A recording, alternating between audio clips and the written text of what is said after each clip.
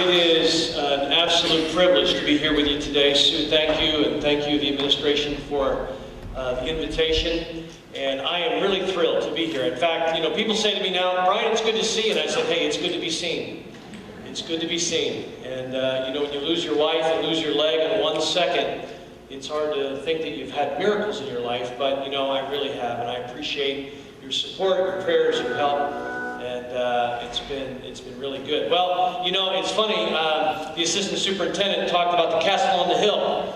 Well, I'm a graduate of Muhlenberg, 1982. I'm just confessing that. And I got to tell you that, you know, in 1982, when we would come here, I was a baseball player, obviously, and played football for a little while. When I played football, I didn't like playing the Reading Knights because we got whooped. And but I always liked the challenge of coming here and playing baseball. And you know, I always thought to myself, who in the world, Muhlenberg Mule? Who picked Mule as a logo? I always thought Reading Knights is cooler, man. And I'm glad that my name is with the Reading Knight logo today. I'm telling you, I'm like, man, I've waited all my life for that because I'm tired of being a mule. But I still haven't figured that out. And I'm not talking about that, so don't worry. But anyway, but it is absolutely wonderful to be with you today. And I'm going to share briefly. I know sometimes you think, well, a pastor's coming, it's going to get long. No, I'm going to keep it tight. But I want you to know, as teachers, how much, and I mean this sincerely, how much I'm grateful for you. And I want to talk about that because, you know, as the superintendent said, there are a lot of life-changing moments in our lives. Raise your hand if you've ever had a life-changing moment. There becomes, you know, in our lives a new normal. They're just, you don't expect it, you know, and, you know, I've had some life-changing moments in my life for sure. Graduated in 1982, and Sue shared a little bit. 1982, I graduated from Muhlenberg on a Thursday night, and my life changed real quickly on Saturday in a good way, in a positive way, because on Friday, I was drafted by the Chicago White Sox. I was headed to Arizona State to play college baseball, but got drafted by the White Sox. They came in my house on Saturday, talked with my dad, who was my agent, which I don't recommend that dad is ever an agent, but next thing you know, I'm not going to Arizona State, I'm going to Florida. And so I graduated on Thursday. I had just turned 18 a couple of weeks before that, and now I'm in spring training with the Chicago White Sox on Monday. That was a big change. 3.5 years into that, played in the minor leagues, got up to the big leagues on 2 days. Carlton Fisk, if you can remember back there in ancient history, Carlton Fisk pulled the stomach muscle. I was a catcher. I went up to catch the bullpen, and so I was there for 2 days. I met Tony La Russa. It was wonderful. It was just it was a powerful moment in my life, and I always enjoyed it. But then I had another life-changing moment in 1985. In 1985, you know, I threw right, but I hit left. And I'm getting a little better with this cane, but I'm sitting left, and the situation, we're playing the Chicago Cub organization up in New York, and my coach made a decision. My coach, my manager for the White Sox said, and I was a catcher, he gave me the beanball signal to hit one of their players with a beanball. You do that in the streets of Reading, you get an assault charge. You do it in the baseball field, it's all good. Well, I made a decision not to give that signal. I didn't give the signal of the wiggling of the thumb. I gave fastball way inside. He came out, long story short, he said, I want this kid hit. He said, you'll never make it back to the big leagues unless you learn who the boss is. Well, unfortunately, I didn't make it back to the big leagues, not because of my coach, but I came up 2 innings later, and I stood in that batter's box. We were winning the game. And a young boy from the Dominican Republic, not doing anything in his mind wrong, he was just doing what his coach told him. They got a payback, he threw it behind my head. I was hit in the left eye with a 92-mile-an-hour fastball, and I lost my left eye. So, you know, for a lot of years, I just thought, hey, that's my story, you know, that's my story. And so I, you know, teased the boys, hey, you know, 1982, I parted my hair in the middle. I just parted a little wider now, you know, that's all. And not only did I lose my hair, but I lost my left eye. But, you know, it's all good. It's life. Things happen. So that was a life-changing moment. In 2015, 30 years later, I had another life-changing moment, which you just saw. I wasn't a golfer. You know, I don't have a lot of hobbies. One of the hobbies that my wife and I had, and we both loved it, she loved it as much as I did, we rode motorcycle. I've owned a Harley Davidson for about 20 years. And we hopped on, after the morning service, we hopped on the motorcycle and went up. We were going to be Grandma and Grandpa, and we were excited. We were talking about that. My wife loved ice cream. Not as much as she loved me, but close. And we went for ice cream, and we drove home less than a mile from my house. We were in a very sharp turn out in near Schuylkill Valley High School. And we were hit by a young man who was drunk, 4 times drunker than he should have been. 4 times the amount of blood, alcohol in his blood is how he hit us in a blind turn, hit his head on. I don't remember one thing about it. In fact, I now talked to the officials and the police, and I think we got some policemen here today, and I'm just so grateful for you guys and the EMTs that told me, it absolutely is a miracle I'm here because they didn't think I was going to survive the accident either. And that was a life-changing moment. And I not only then had lost my hair in my left eye, but then I lost my left leg. And of course, I lost my dear wife. 28 years. When you're married longer than you're single, you forget what it's like to be single. And so that has been a challenging time. And, but I'm grateful. I'm grateful for God's help. I'm grateful for this community. I'm grateful for my church and all my friends. And so I want to share my story with you today, but I also wanted to really share something that would be meaningful to teachers. Because, when I talk to people, and I know I'm a leader in the community as a pastor, and Pastor Brooke and some others here, and I want you to know that everyone sitting in this room, you are a leader. What Superintendent said about impacting 17,000 students is an absolute truth.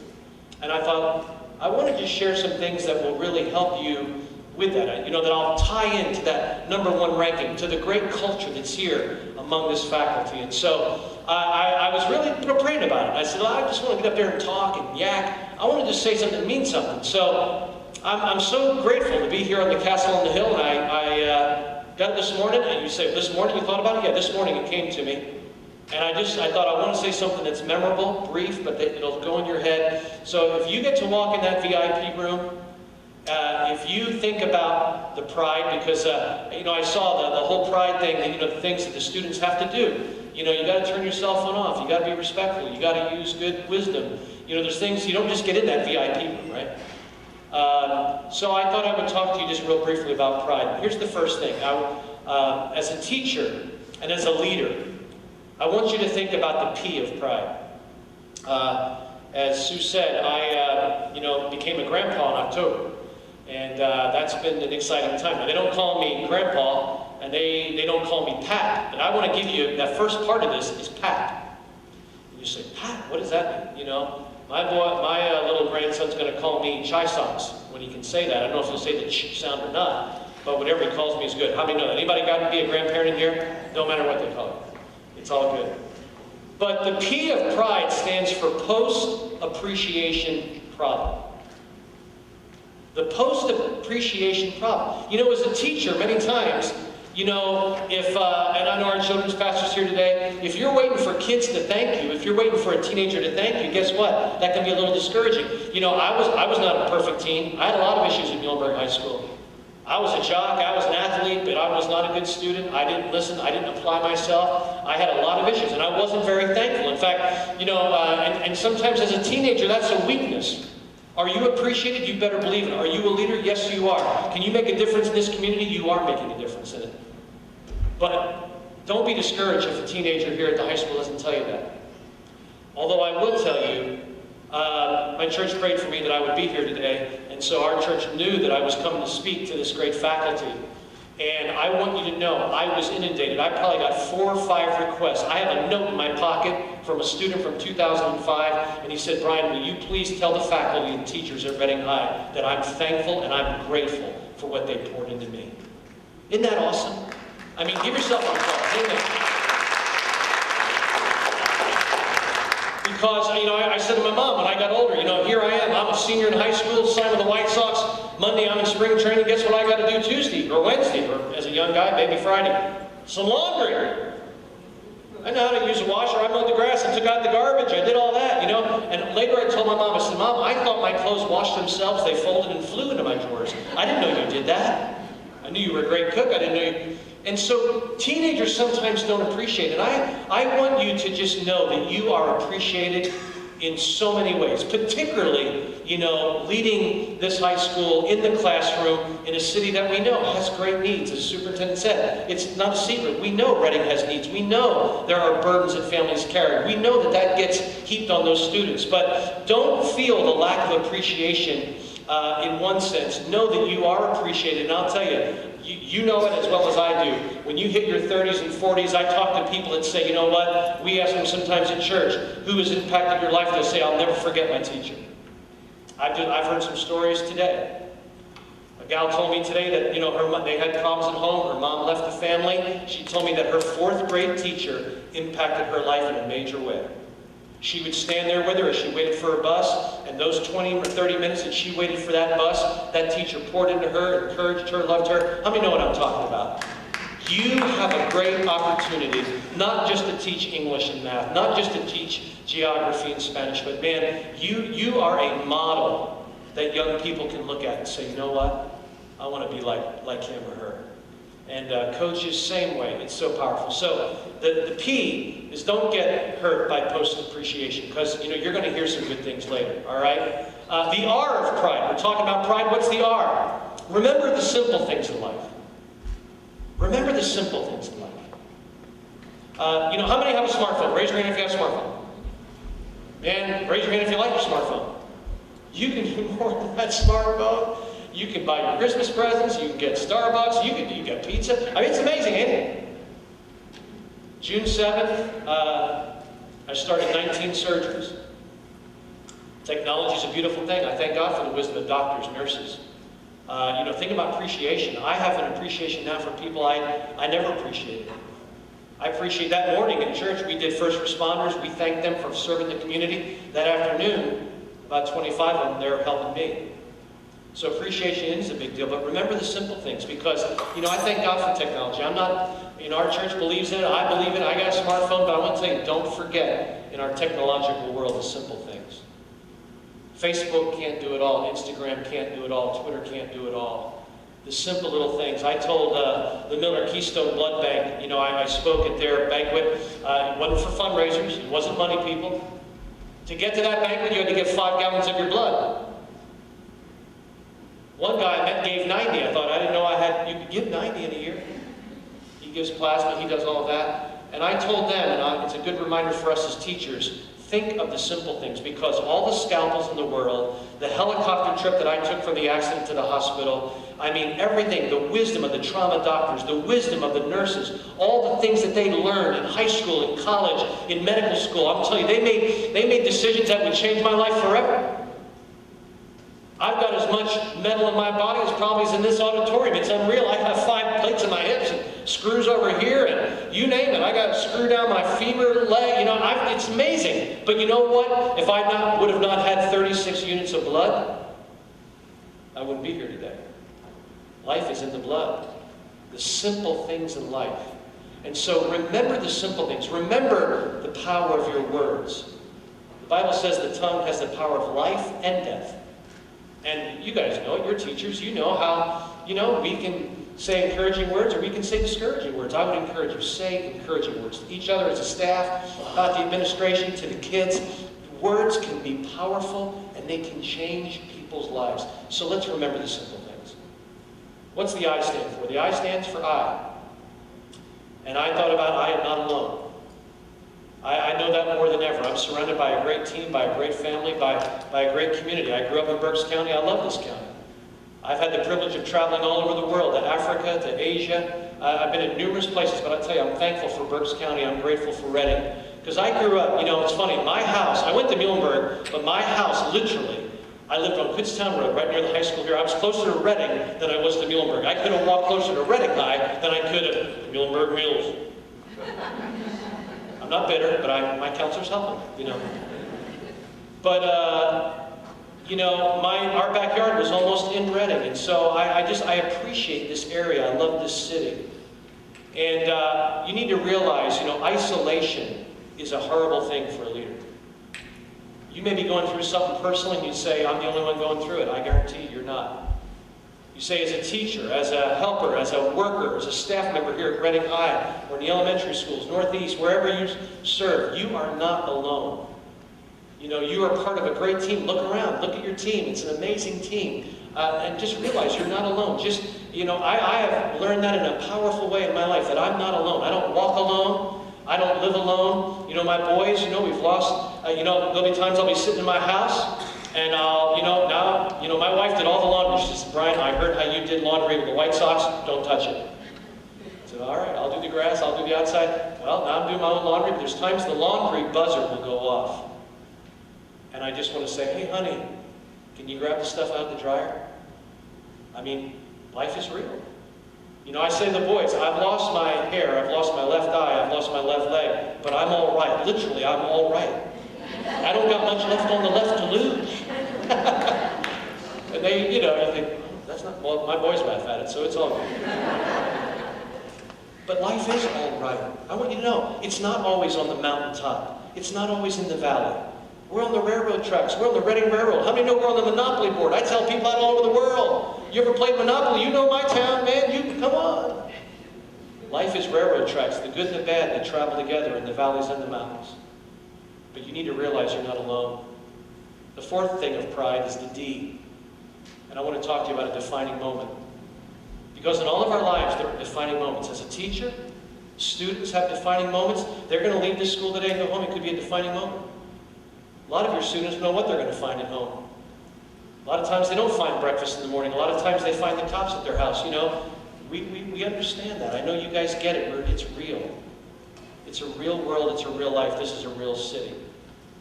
But you need to understand that in the big things and the little things, those are really defining moments. There's something you can do very small for a student, and I want to tell you, in that moment for them, it can be a defining moment. And then there's big things that happen in our life that are defining moments. The young man that hit me, Sean Irick, was heartbreaking. I was in the rehab learning to use my leg and learning how to get it to move, and they didn't expect that I have, you know, they didn't think I'd have this titanium until next Christmas. So I was grateful for a wheelchair. You know, sometimes we don't like the seasons of our life. We don't like, you know, I couldn't wait to get out of that bed. 51 days in the hospital. Couldn't wait to get out of that wheelchair. Couldn't wait to get off those crutches. And man, now, you know, now they got me down to the crutch, and I'm actually pretty cool with the crutch. I've got a pointer on that, I'm good. But there's seasons of life that we go through. And it can be a defining moment. The defining moment for me was at rehab on a Thursday. I had the court hearing to go to because the young man that hit us confessed that initially he was saying I was in his lane. The Harley Davidson went in his lane. The police said, I've been doing this for 30 years, there's no way. You wouldn't be where you are. He came across your lane drunker than he should have been 4 times, drove you into that hill, killed your wife instantly, took off your leg. And so that was a defining moment. Here I am, of all the weeks that I'm trying to learn my new leg and get to my new normal. And now I'm going to meet the young man eyeball to eyeball. And I was in Judge Bacabella's office in the courtroom. And I didn't face Bacabella, I faced the young man, and all I said to him, I just said 2 simple things. I didn't talk long. I said, Sean, I want you to know something. I want you to know the pain you've caused me. I want you to know the hurt you've brought my family. I don't know what sentence you're going to get. He ended up getting 4.5 years. That's probably the most he'll do, but I said, you know, I've got a life sentence. I'm going to live the rest of my life without my wife and without my leg. But I want you to know something. That's the power of choice. You made a choice. And his life wasn't easy either. His dad committed suicide. It was heartbreaking. You know what? You look around, you say, I've had people say to me, I've had family members say to me, how can you forgive that guy? Brian, I don't care if you're a preacher or not. How can you forgive him, what he did to you? I don't know. How did God forgive me? How does he forgive us? I mean, you think you can't forgive somebody. You know, we don't ever think that about ourselves.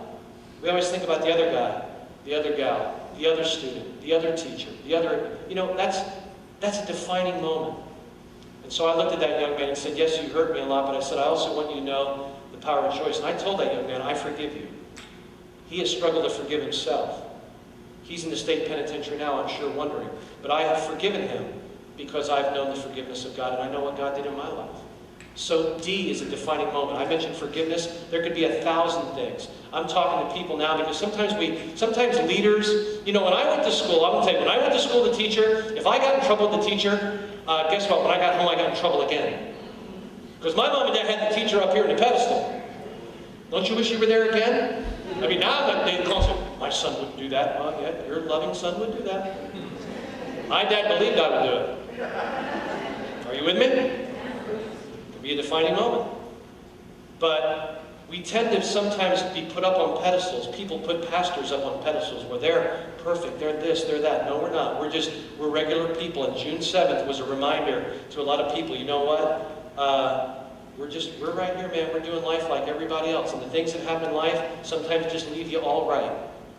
It's not awesome, it's just all right. And the last thing is eat. The last thing is pride. Then we're going to close and Sue's going to come. But the last thing I thought, what is the E? You know, what should I talk about with the E? And I want to talk to you as teachers about your energy. How many feel like you have a lot of energy? Raise your hand. Okay, some of you don't have enough to raise it. That's okay. So I know that where you're at. That's good. You know, for years I would talk about, you know, to leaders, I would talk about 3 really important resources. One resource is money. I won't even ask you if you have a lot of money. I know you have pay, and my pay, it says gross pay. And how many know that's a good term for it? Sometimes you say, yeah, it is gross. I don't even want to talk about net because the gross is bad enough, but whatever, you know, some money, we get that. Everybody has different money, you know. Bill Gates, man, he's billionaire, you know. He's got more money. We all have different money. We all have different income. We all have different debt. Okay, you get that. What about time? You know the time, man, the schedule, the bell rings, you know time better than most people. Man, that bell rings, boom, you go to math, bell ring, it's done, that final day. You know, I find out, I talk to some teachers, they count down the last day of school just like the students. They're as excited as the students. Yeah, woo! Come on. But you know what? All of us have 168 hours this week. That ain't going to change. You know, the only way you can make a change, and I tell this, the only way you can make that change is sleep a little less. Because you figure time in the bathroom, I don't take a lot of time with my hair. I know that surprises you. I tried using volumizer. Brother Brookins, it don't work. It work for you? We part our hair the same way. And you know, honestly, I wouldn't want hair. It's just easy. When you comb your hair with a wash rag, it's good. But now I take more time with my leg. It takes time with my leg. And so, bathroom time, eating time, sleeping time, 168 hours. It's amazing of the 168 how little you get to spend on the 168. But that's the same. But I want to talk to you about your energy. We can have different energy. You know, they've told me, my therapists have told me that it takes double the energy to live and walk and move and do what I do with a prosthetic leg. Now this leg costs a lot of money. It's got a computer in the kneecap. I thought, oh man, I'm not good with the computer. iPhone, okay. Does it do espresso? Can I send email from the knee? I'm not. What if it freezes? Am I peg leg? Who am I? You know what am I? But they said I would use double the energy. But I've just decided I'm not going to let this decide my life. They said, I said, listen, I didn't climb mountains, I didn't dance before. I had 2 legs. I said, all I got to do is I got to preach sermons and chase my grandkid and just do what I got to do. I'm getting back to life. I want to get back to the man that I was, with or without my leg. Because, and I'll close with this, it's not what you're missing that defines who you are. It's what comes out of what you're missing. That's why we're so glad to partner with Reading School District. We really are. Because I know budgets, I get that. I know, I pastor a large church, we have a big budget, there's needs.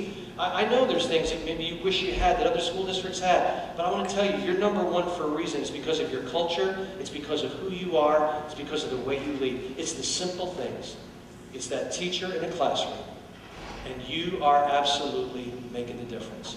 And so you should take pride. Not a negative pride, but a good pride in who you are and what you do. And I'll tell you, teachers, like pastors, like many, there's people that just, they go to the, I used to go down here, I lived close to Heaster's Lanes. How many knows where Heaster's Lanes is? That was my hangout. As a Muhlenberg kid, back in the day. But, and I remember going down there and hearing guys talk, and, you're not working in a factory, you're working with something different every day. You're working with a class that comes in, the homeroom, to your math class, every day, something different. You're not building widgets. You're not on the assembly line. You're facing something different every day. But I want you to know you can do it. And I appreciate you. We're grateful for you. And we take pride in what is happening here at Reading School District. So thank you for having me here today. Thank you, Sue.